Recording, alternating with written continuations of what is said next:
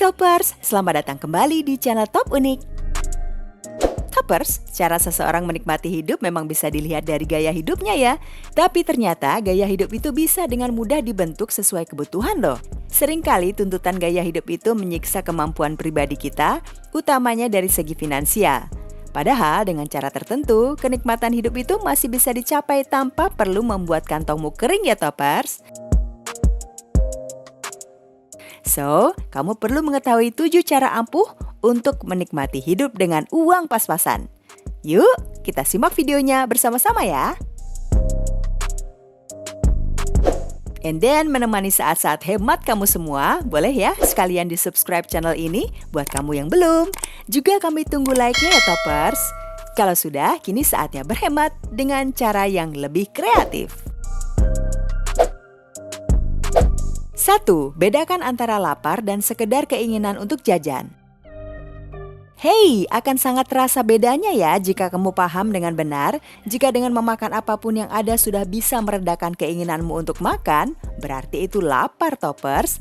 Tapi jika apapun yang terjadi kamu harus makan makanan tertentu, berarti kamu hanya sedang ingin jajan aja. Tipe yang kedua itu bisa kamu tahan kok, tanpa harus akan kenapa-kenapa Toppers. Begitu ada keinginan makan makanan tertentu, langsung deh cari makanan yang sudah tersedia atau dekat denganmu untuk meredakannya. Agar kamu gak jajan melulu ya.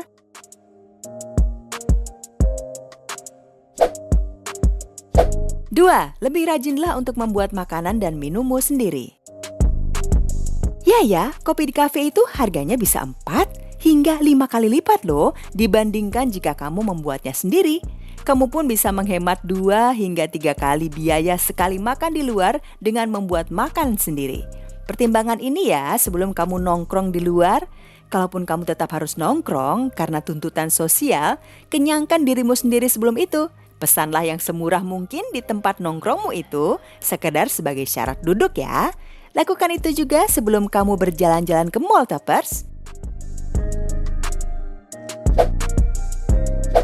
3. Belanja bulanan dalam partai cukup besar.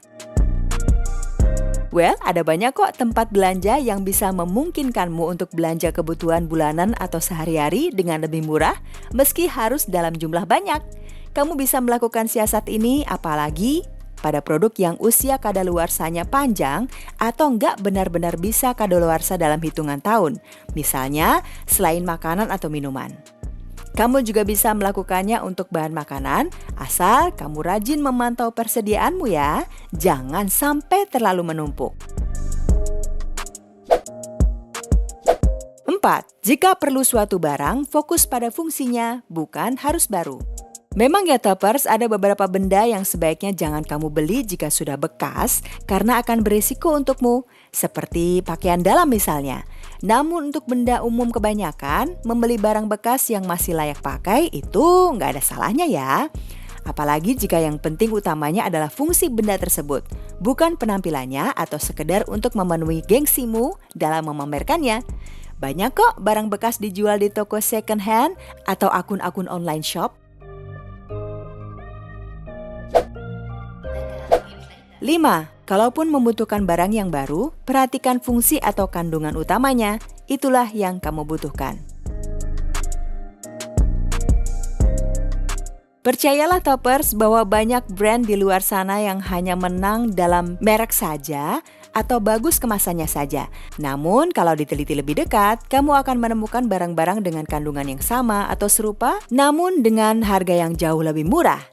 Jangan terpaku pada brand tertentu ya, tapi berusahalah untuk terus terbuka pada barang alternatif dengan fungsi yang sama, namun dengan harga yang jauh lebih murah.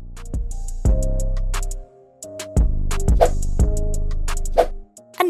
Menikmati brand atau hiburan tertentu masih mungkin kamu lakukan dengan uang pas-pasan. Aktiflah mencari kupon, voucher, atau event diskonan. Iya Toppers, siapa bilang dengan uang pas-pasan kamu harus menghindari barang atau konsumsi yang branded? Ada cara kok untuk tetap menikmati, tapi nggak mencekik kebutuhan utama bulananmu. Kamu perlu update ya soal promo atau diskon yang sedang diadakan oleh brand favoritmu. Mulai dari mengakses website atau mengikuti media sosialnya secara berkala. Nggak menutup kemungkinan toppers, kadang diskonannya bahkan bisa lebih dari setengah harga loh. Lumayan kan? Kamu nggak harus benar-benar meninggalkan brand yang kamu suka demi berhemat.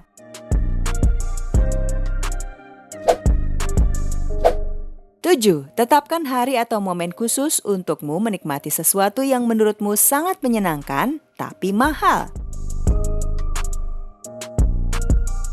Nah, kita sudah membicarakan soal memangkas pengeluaran dan lebih giat mencari diskon ya. Yang agak kontradiktif sedikit, kamu bisa kok tetap menikmati brand, resto atau kafe, atau bahkan hotel, dan konsumsi favoritmu apapun itu tanpa harus menunggu diskon. Namun, kamu perlu mengontrol diri untuk menikmatinya sekali-kali saja ya. Penelitian psikologi membuktikan bahwa kamu akan lebih menikmati sesuatu yang kamu anggap menyenangkan jika kamu jarang mendapatkannya. Setuju ya? Jika kamu sering mendapatkannya, kamu akan cenderung meremehkannya. Tentukan hari atau jadwal khusus, misalnya saja saat ulang tahun, tahun baru atau hari khusus lainnya untuk menikmati hal favoritmu itu. Dan tentu saja siapkan tabungan sebelumnya jika memang itu membutuhkan dana yang lebih. So, sebenarnya menikmati hal-hal menyenangkan gak perlu menghabiskan uang banyak kan ya toppers? Masih banyak kok cara lain untuk berhemat, tapi hidup kamu tetap menyenangkan kalau kamu terus berusaha mencarinya. Yang paling penting sebenarnya hanya satu ya, jangan lupa bersyukur dengan apa yang sudah kamu miliki sekarang. Hargai dan tentu saja mencobalah untuk menjaga itu. Sampai di sini dulu materi kita kali ini toppers, sampai ketemu lagi di materi yang berikutnya. Bye-bye now!